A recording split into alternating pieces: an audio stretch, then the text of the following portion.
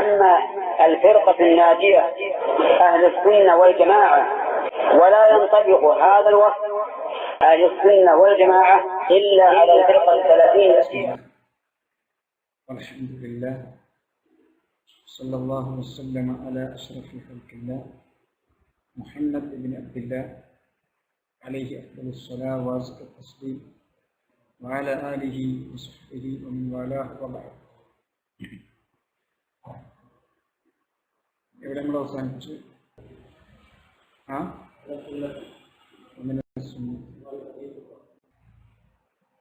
حديث عثمان له. قال المصنف رحمه الله: ومن السنة الحديث الثابت في الصحيح عن عثمان رضي الله عنه قال: قال رسول الله صلى الله عليه وسلم: من مات وهو يعلم أنه لا إله إلا الله دخل الجنة.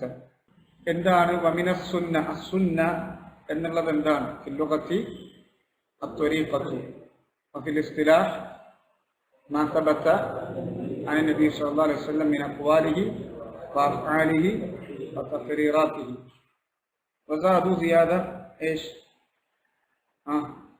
وصفاته الخلقية والخلقية.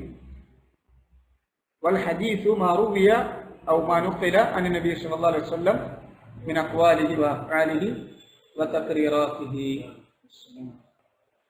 قال الإمام أحمد رحمه الله: والسنة عندنا آثار رسول الله صلى الله عليه وسلم، والسنة تفسر القرآن وهي دلائل القرآن ثم قلنا ما قاله البربهاري رحمه الله: اعلموا أن الإسلام هو السنة والسنة هي الإسلام ولا يقوم أحدهما إلا بالآخر.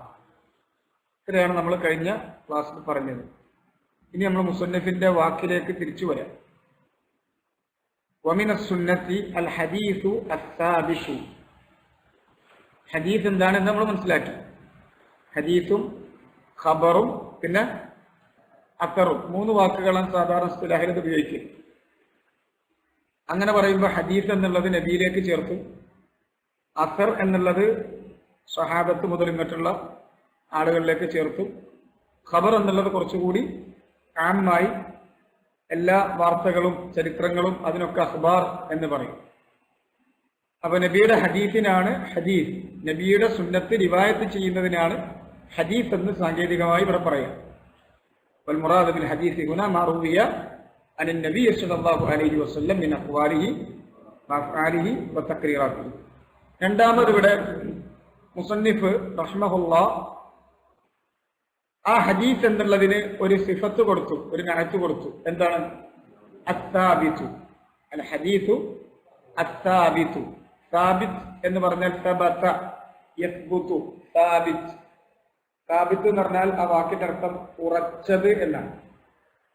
സാബിത്ത് ഉറച്ചത്, സ്ഥിരമായത്. സബത്ത എന്ന് പറഞ്ഞാൽ സ്ഥിരപ്പെട്ടു. സബത്ത സ്ഥിരപ്പെട്ടു. സാബിത്ത് അതിന്റെ ഇസ്മു ഫാഇലായിട്ട് സ്ഥിരപ്പെട്ടത്, സ്ഥിരീകരിക്കുന്നത് എന്ന് പറഞ്ഞാൽ ബിമഅനൽ മഫ്ഊൽ മസ്ബൂത്ത് എന്നർത്ഥത്തിലാണ്. അൽ ഫാഇൽ ബിമഅനൽ മഫ്ഊൽ യാനി അൽ ഹദീസ് അസ്സാബിത്ത് എന്ന് പറഞ്ഞാൽ സ്ഥിരപ്പെട്ട ഹദീസ്. അപ്പൊ ഈ വാക്കിൽ തന്നെ ഒരു കാര്യം നമുക്ക് മനസ്സിലാവും. ഹദീസ് എന്നുള്ളത് റിവായത്തുകളാണ്. നേരത്തെ നമ്മൾ പറഞ്ഞിരുന്നത് ആ റിവായത്തുകൾ രണ്ടായി വേർതിരിയും. നബിയിൽ നിന്ന് റിവായത്ത് ചെയ്യപ്പെടുന്ന കാര്യങ്ങളെ രണ്ടാക്കി വേർതിരിപ്പിക്കപ്പെടും. സാബിത്ത് എന്നതുപോലെ തന്നെ രണ്ടാമതൊരു വിഭാഗം എന്താണ്? അപ്പൊ എന്തായിരിക്കും അതിന്റെ എതിര്? ഗൈറു സാബിത്ത്. ഹുനാക അഹാദീസ് ഗൈറു സാബിത്ത. അതിലേക്കാണ് സൂചന നൽകുന്നത്. സാബിത്ത്, ഗൈറു സാബിത്ത്. അപ്പൊ രണ്ടായിട്ടാണ് ഇവിടെ ഹദീസിനെ അദ്ദേഹം വേർതിരിച്ചിട്ടുള്ളത്. ഗൈറു സാബിത്ത്, ഗൈറു സാബിത്ത്. അഹാദീസ് ഹദീസുകൾ പല വജ്ഹില് പല നാമങ്ങളിൽ ഹദീസിനെ സംബന്ധിച്ച് പറയും. ഹദീസുകൾ പല പരിഗണനയിൽ വേറെ വേറെ വേർതിരിച്ചിട്ടുണ്ട്. അപ്പൊ റിവായത്ത് നമ്മളിലേക്ക് വന്ന പരിഗണനയിൽ, ഹദീസിന്റെ റിവായത്തിന്റെ പരിഗണനയിൽ ഒന്നാമതായി വേർതിരിക്കുന്ന രണ്ട് വേർതിരിവുകളാണ് സാബിത്ത് വഗൈറു സാബിത്ത്. സാബിത്ത് വഗൈറു സാബിത്ത്. അപ്പൊ ഏതൊക്കെയാണ് സാബിത്തായ റിവായത്തുകൾ, ഏതൊക്കെയാണ് ഗൈറു സാബിത്തായ റിവായത്തുകൾ?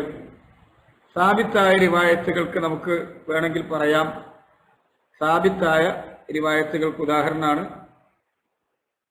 പിന്നെ ഒന്ന് സ്വഹീഹ്, രണ്ട് ഹസൻ. സ്വഹീഹ് അല്ലെങ്കിൽ ഹസൻ, അതാണ് മഖബൂലായിട്ടുള്ള സാബിത്തായിട്ടുള്ളത്. സ്വഹീഹ്, ഹസൻ. ഇനി ഇത് തന്നെ രണ്ടായിട്ട് നമുക്ക് വേണമെങ്കിൽ വേർതിരിക്കാം. സ്വഹീഹ് തന്നെ രണ്ടായിട്ട് വേർതിരിക്കും. സ്വഹീഹുൻ ലിദാത്തിഹി, ലിദാത്തിഹി,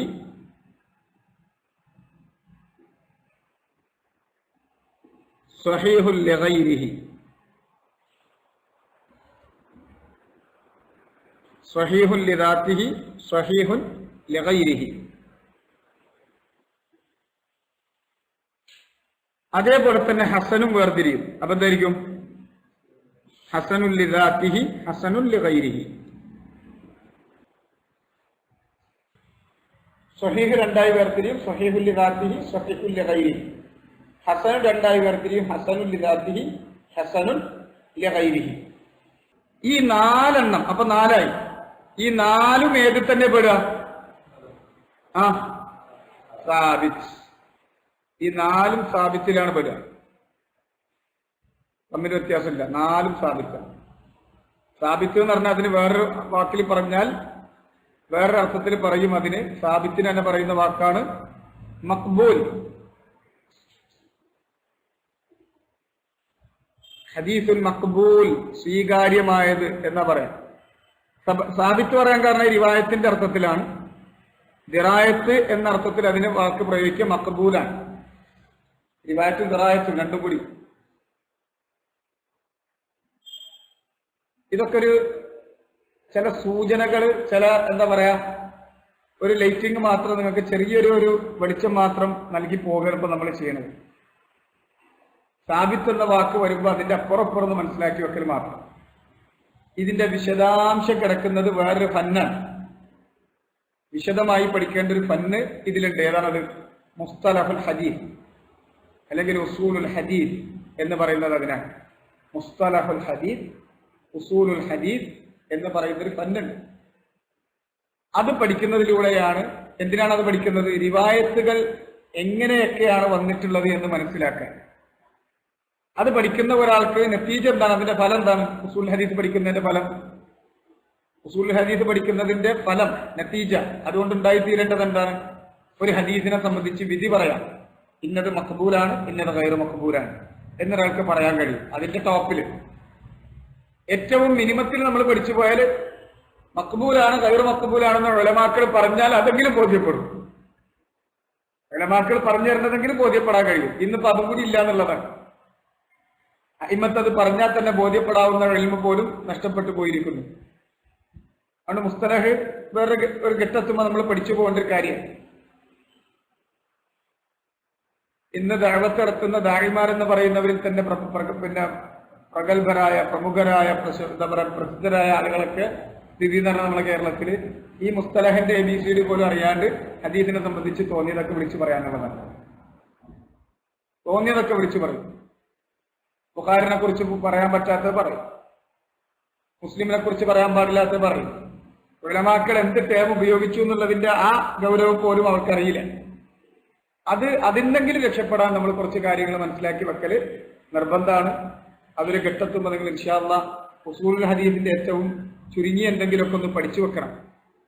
അത് തുടങ്ങാൻ പലപ്പോഴും ഇബ്നു ഹജറിന്റെ നുസ്ഹ അല്ലെങ്കിൽ നുഖ്ബത്തുൽ ഫിക്ർ, അതിന്റെ ശറഹ് ഇബ്നു ഹജറിന്റെ തന്നെ നുസ്ഹത്തുൻ നദർ, അല്ലെങ്കിൽ മൂഖിള, ദഹബിന്റെ മൂഖിള, ഇങ്ങനെയുള്ളതൊക്കെ പിന്നെ അഹ്ലുസുന്ന പഠിപ്പിക്കുന്ന കിതാബുകളിൽ പെട്ടതാണ്, പ്രാഥമികമായി പഠിപ്പിക്കുന്ന കാര്യങ്ങളിൽ പെട്ടതാണ്.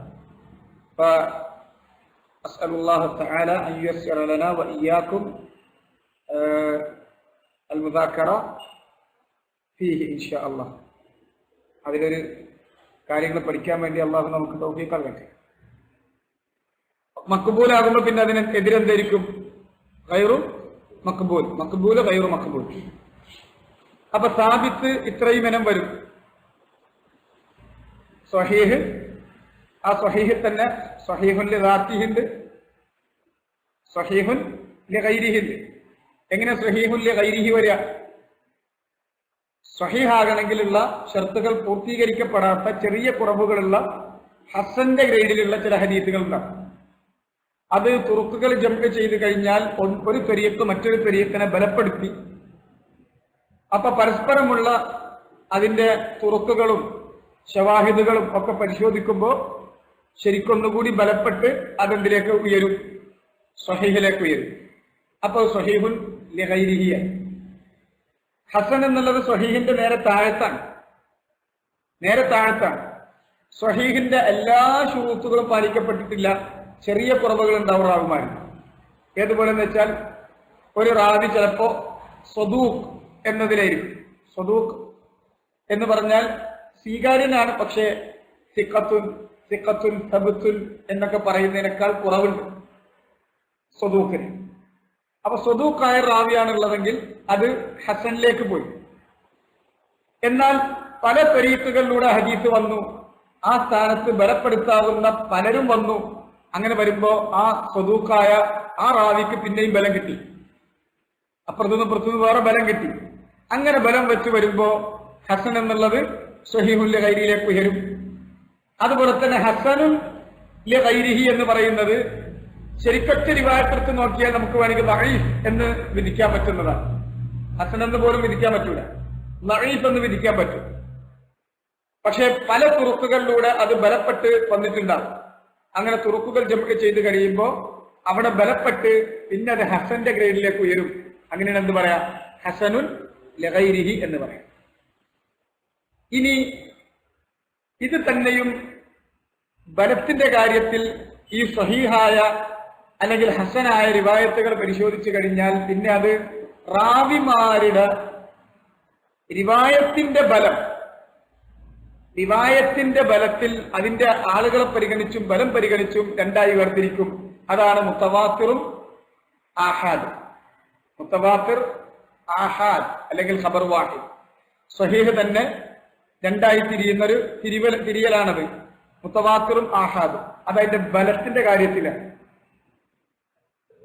എന്നറിഞ്ഞാൽ എന്താ മുത്തവാത്തിർ? ഓരോ കണ്ണിയും സനദിന്റെ ഓരോ ചെയിനിലും ഒരു വലിയ സംഘമാണുണ്ടാകുക. ഒരാളല്ല, രണ്ടാളല്ല, വ്യക്തികളെന്ന് പറയാവുന്നവരല്ല, സംഘങ്ങളാണ്. അങ്ങനെ ഓരോ സനദിന്റെ ചെയിനിന്റെ തുടക്കം മുതൽ അവസാനം വരെ ജംഉൻ ഒരു വലിയ സംഘം, ഒരു വലിയ കൂട്ടം റിവായത്ത് ചെയ്തത്. ആ ജംഉ എന്ന് പറഞ്ഞാൽ അവര് ഒന്നിച്ച് മുഹാലുൻ അൻ യതവാഫഉ അലൽ കദിബ്, അവരൊന്നിച്ച് ഒരു കളവിന് വേണ്ടി യോജിക്കുക എന്ന് പറഞ്ഞാൽ അസംഭവ്യമാണ്. പല സ്ഥലങ്ങളിൽ നിന്നും ഒന്നിച്ചു കൂടിയ പല ആളുകൾ അല്ലെങ്കിൽ ഒരുപാട് ആളുകൾ അവരൊക്കെ കൂടി ഒരൊറ്റ കളവ് പറയാന്നുള്ളത് ഒരിക്കലും അങ്ങനെ ഒരു കളവ് അവരെ കുറിച്ച് ആരോപിച്ചാൽ പോലും ന്യായീകരിക്കാൻ കഴിയില്ല. അത്ര വലിയ സംഘം, അത്രയും ആളുകളുണ്ട്. അവർ റിവായത്ത് ചെയ്യുന്ന ഓരോ സ്റ്റെപ്പിലും അങ്ങനെ വലിയ സംഘങ്ങളുണ്ട്. അതിനാണ് മുത്തവാത്തിർ എന്ന് പറയാം. സ്വാഭാവികമായും അതായിരിക്കുമോ കൂടുതൽ, അല്ലാത്തതായിരിക്കോ? അല്ലാത്തതായിരിക്കും. കാരണം എപ്പോഴും നബിയുടെ കൂടെ വലിയ ഒരു സംഘം ഉണ്ടാവില്ല. പലപ്പോഴും നബിയിൽ നിന്ന് ഹദീസ് റിവായത്ത് ചെയ്യുന്നത് ആഹാദുകളാണ്, ഒറ്റപ്പെട്ടവരാണ്. അപ്പൊ അത് കുറച്ചുണ്ടാവുള്ളൂ. മുത്തവാത്തിർ ആഹാദുകളാണ് കൂടുതൽ. ആഹാദുകൾ തന്നെ പിന്നെ മൂന്നായിട്ട് വേർതിരിയും. മഷ്ഹൂർ, ഗരീബ്, മഷ്ഹൂർ, ഗരീബ്, അസീസ്, ഇങ്ങനെ മൂന്നായിട്ട്, അസീസ്, ഗരീബ് ഇങ്ങനെ മൂന്നായിട്ട് വേർതിരിയും. അത് മൂന്നാളാണ് ഓരോ ചെയിനിലും ഏറ്റവും ചുരുങ്ങിയത് മൂന്നാളുണ്ടെങ്കിൽ അത് മഷ്ഹൂറാണ്. രണ്ടാളാണെങ്കിൽ അത് അസീസാണ്. ഒറ്റ ആളേ ഉള്ളൂ, സനദിന്റെ ഏതെങ്കിലും ഒരു ഭാഗത്ത് ഒറ്റ ആളേ ഉള്ളൂ എങ്കിൽ അത് ഗരീബാണ്. ഇങ്ങനെ മൂന്നാക്കി വേർതിരിക്കും. ആഹാദിന്റെ മൂന്നായി വേർതിരിക്കും. ഇതൊക്കെ ഇൻഷാ അല്ലാഹ് മുസ്തലഹ് ഹദീസിൽ ഡീറ്റെയിൽ പഠിക്കേണ്ടതാണ്. പക്ഷെ ഇതൊക്കെ എന്താണ്? ഖബർ വാഹിദായാലും ആഹാദായാലും അതുപോലെ തന്നെ മുത്തവാത്തിറായാലും ഏതിലാണ് പെടുക? സാബിത്ത്, സ്വഹീഹ്, മഖ്ബൂൽ. അതിന് മുത്തവാത്തിറായിരുന്നാലും ഗരീബായിരുന്നാലും നമുക്ക് വിധി സ്വീകരിക്കുന്ന കാര്യത്തിൽ നബി പറഞ്ഞു എന്ന് സ്ഥിരപ്പെട്ടു കഴിഞ്ഞാൽ വിധി എന്താണ്? ഒറ്റൊന്നാണ്. വിധി ഒറ്റൊന്നാണ്. അതിലൊരു വിധി ഉണ്ടോ? ഒരു കാര്യം നബി ഹലാലാക്കിയിട്ടുണ്ടോ?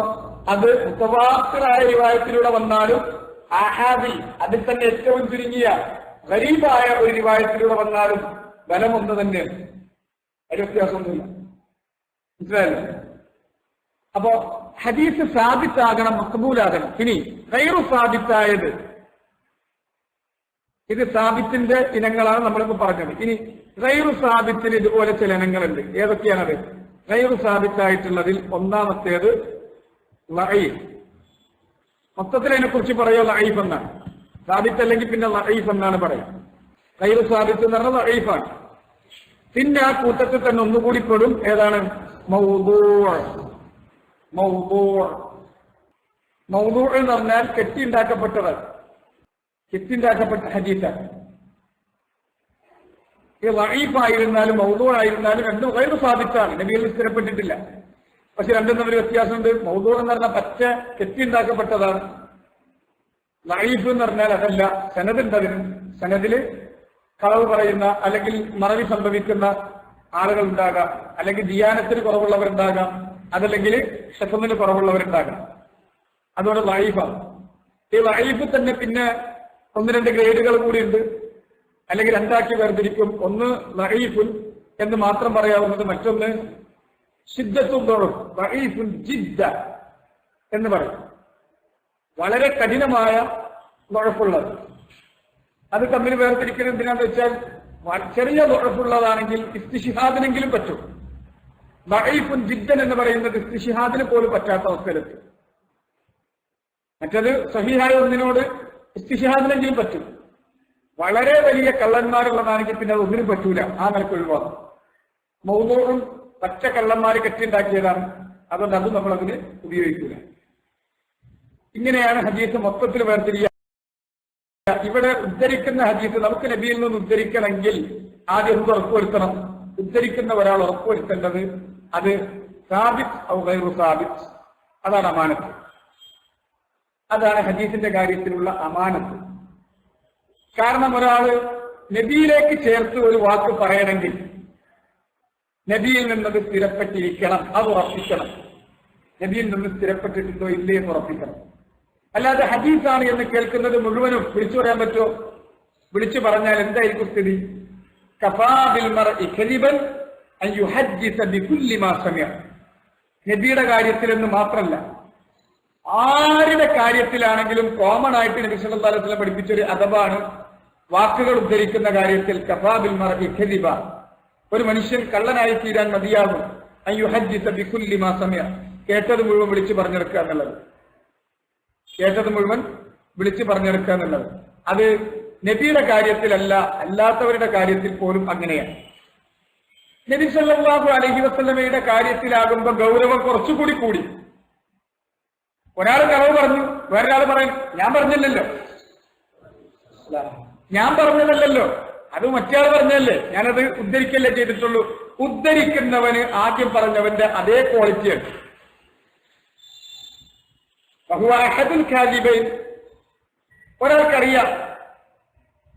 ഒരാൾക്കറിയാം അത് കളവാണ് എന്നറിഞ്ഞുകൊണ്ട് ഒരാൾ ഉദ്ധരിച്ചാൽ എന്തായി?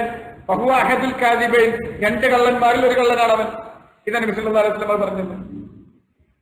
ഇത് മൊത്തം ജനങ്ങളെ കുറിച്ച് ഇങ്ങനെയാണെങ്കിൽ ഈ കദിബ് എന്നുള്ളത് ചില്ലറ കാര്യമല്ല. ഫജ്തനിബു അരിജ്സ മിനൽ ഔതാൻ ഫജ്തനിബു ഖൗല അസ്സൂർ. വിഗ്രഹാരാധനയാകുന്ന മ്ലേച്ഛത നിങ്ങൾ വെടിയുവിൻ എന്ന് പറഞ്ഞതിന്റെ കൂടെ അള്ളാഹു ചേർത്ത് പറഞ്ഞതാണ് ഖൗലുസ്സൂർ, വ്യാജമായ വർത്താനം പറയാൻ നിങ്ങൾ. അപ്പൊ ശിർക്കിന്റെ കൂടെ പറഞ്ഞൊരു കാര്യം അത്ര ഗൗരവമുള്ളതാണ്. കോമൺ ആയിട്ട് നബി സല്ലല്ലാഹു അലൈഹി വസല്ലമയുടെ കാര്യത്തിലെത്തുമ്പോ നബിയുടെ പേരിൽ ഒരാൾ കളവ് പറയുന്നത് ദുനിയാവിനല്ല ബാധിക്കുന്നത്, ദീനിനെ ബാധിക്കുന്ന പ്രശ്നമാണ്. ദീൻ എന്നുള്ളത് അള്ളാന്റേതാണ്, അള്ളാഹുവിൽ നിന്ന് നബി എത്തിച്ചു തന്നു എന്ന അർത്ഥത്തിലാണ് അത് ഉദ്ധരിക്കുന്നത്. അതുകൊണ്ട് തന്നെ അത് നിങ്ങളിൽ ഒരാള് മറ്റൊരാളുടെ കാര്യത്തിൽ കളവ് പറയുന്നത് പോലെ അല്ല എന്റെ കാര്യത്തിൽ കളവ് പറയൽ. എന്നിട്ട് റസൂലുള്ളാഹി പറഞ്ഞു തന്നു, മൻ കദബ അലയ്യ മുതഅമ്മിദൻ ഫലിയതബവ്വ മഖഅദഹു മിനന്നാർ. എന്റെ കാര്യത്തിൽ എന്നെ കുറിച്ച് ആരെങ്കിലും നുണ പറഞ്ഞാൽ അവന്റെ സീറ്റ് നരകത്തിൽ അവൻ ഉറപ്പിക്കട്ടെ. അപ്പൊ അത് ഗൗരവം ഒന്നുകൂടി കൂടി. അതുകൊണ്ട് റിവായത്ത് ചെയ്യുമ്പോൾ നബി പറഞ്ഞു എന്ന് ചേർത്ത് പറയുന്നത് ഹദീസാകാം. ഹദീസ് എന്ന് പറഞ്ഞാൽ റിവായത്തുണ്ടായാൽ മതി. പക്ഷെ അത് നബി പറഞ്ഞതാണ് എന്ന് ചേർത്ത് പറയണമെങ്കിൽ എന്ത് വേണം? സാബിത്താകാം. അത് സാബിത്താകാം. ഉദ്ധരിക്കുന്ന ആൾ ഉറപ്പിക്കണം. സാബിത്ത് ഔ ഗൈറു സാബിത്ത്, അത് അമാനത്ത്.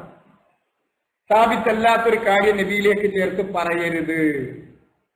ഹദീസുണ്ടെന്ന് പറയാം, പക്ഷെ അത് ഹദീസുണ്ടെന്ന് പറയണം തന്നെ ചില തരികിടക്ക് വേണ്ടിയിട്ടല്ല.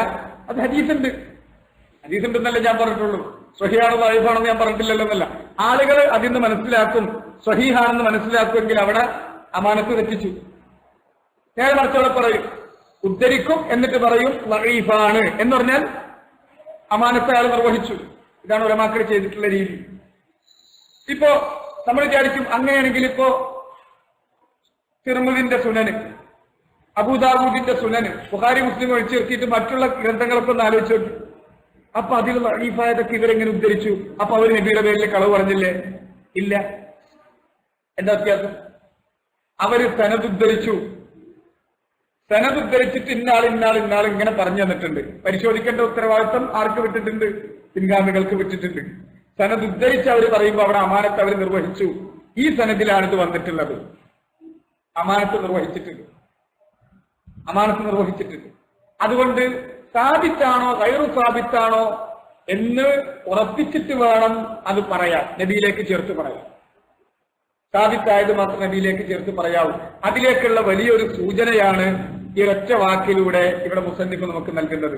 കാരണം വ്യാജമായ ഹദീസുകൾ, ഇനി ഹദീസും വേണ്ട, അവിടെ നിന്നൊക്കെ വിട്ടിട്ട് ആ മഹാൻ പറഞ്ഞു, ഈ മഹാൻ പറഞ്ഞു, ഇങ്ങനെ എന്തും അറബിയിൽ എന്തെങ്കിലും ഉദ്ധരിച്ചാൽ അത് എന്തെങ്കിലും കാര്യമായിട്ട് വിചാരിക്കുന്ന ആളുകളുണ്ട്.